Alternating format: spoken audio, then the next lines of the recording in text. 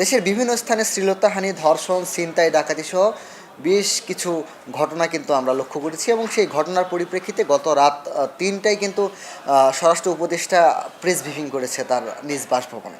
এবং এই পরিস্থিতিতে দাঁড়িয়ে আসলে বাংলাদেশের আইন শৃঙ্খলা পরিস্থিতি নিয়ন্ত্রণ করতে এই সরকার কতটুকু সফল বলে আপনি মনে করেন? আজকে তো ধরেন ৭ মাস অতিবাহিত হচ্ছে। তো আইনশৃঙ্খলা পরিস্থিতি স্বাভাবিক রাখার জন্য যেই ধরনের উদ্যোগ নেওয়া প্রয়োজন ছিল,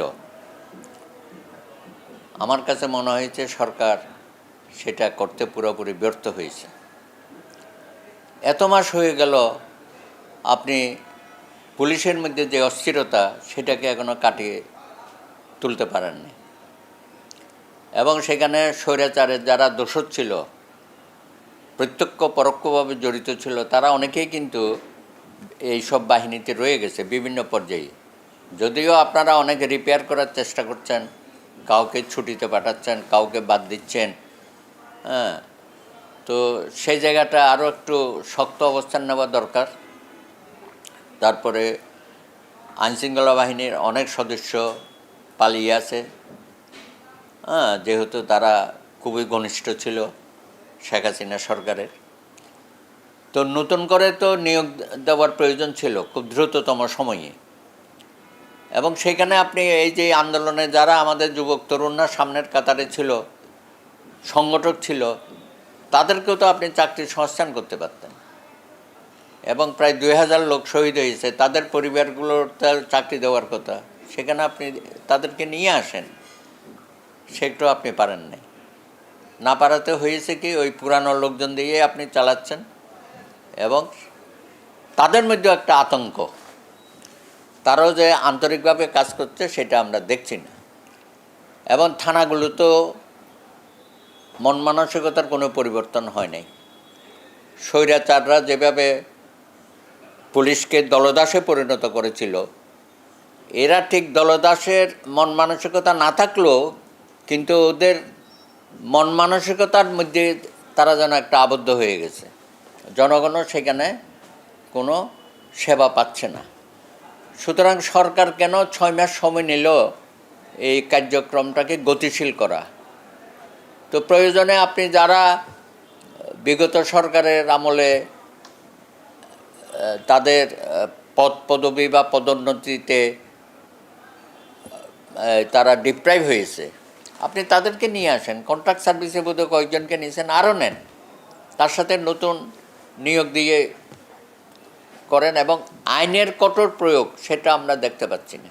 তো আপনি হলেন একটা নিরপেক্ষ সরকার, তো নিরপেক্ষ সরকারের এত পিছুটান থাকার তো কথা না। আপনি জনগণের স্বার্থে যে কোনো উপায়ে আইনশৃঙ্খলা পরিস্থিতি রক্ষা করার জন্য এবং জনগণকে স্বস্তি দেওয়ার জন্য, শান্তি দেওয়ার জন্য যে কোনো দৃঢ় পদক্ষেপ গ্রহণ করবেন এবং সকল দল আপনাকে সমর্থন দেবে। আমরা ইতিমধ্যে দেখছি যে বৃহৎ রাজনৈতিক দল বিএনপি তার কিছু নেতাকর্মী বিভিন্ন জায়গায় অনিয়ম করছে বা বিভিন্ন রকমের দখলের মধ্যে ঢুকে গেছে বা চাঁদাবাজি, তাদের বিরুদ্ধে ব্যবস্থা নিচ্ছে, দল হিসেবে তারা ব্যবস্থা নিচ্ছে। প্রায় ৩,০০০ নেতাকর্মীকে তারা অবমুক্ত করেছে, পদ থেকে বাদ দিয়েছে। তো তারা তো করে, তা আপনি কেন করতে পারেন না?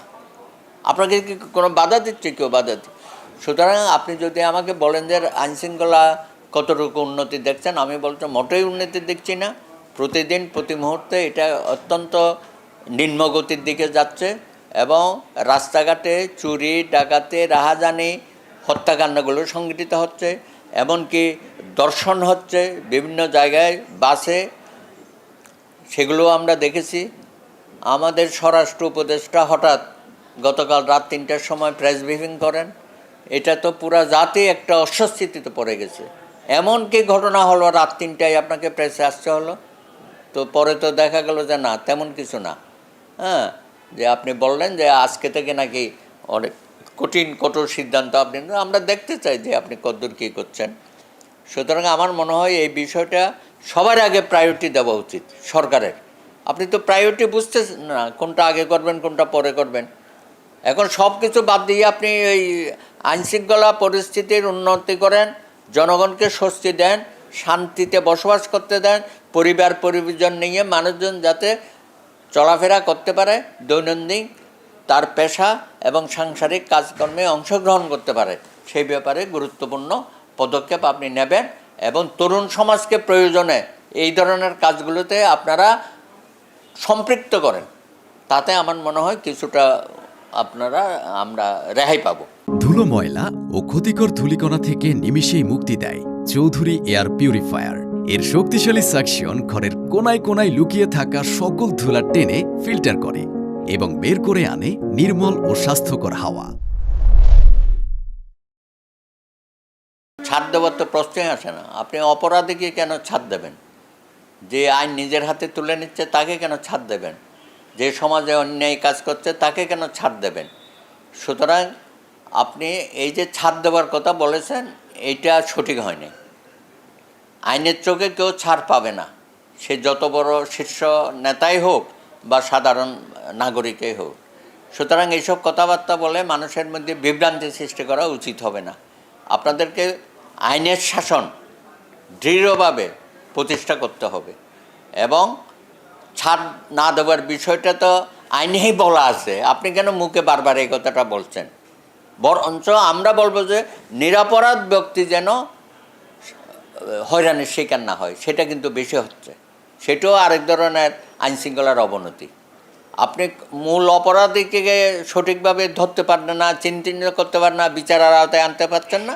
অন্যদিকে নিরপরাধ ব্যক্তিদেরকে নানানভাবে মামলা মোকদ্দমায় জড়িয়ে তাদেরকে হয়রানির শিকার করেছেন।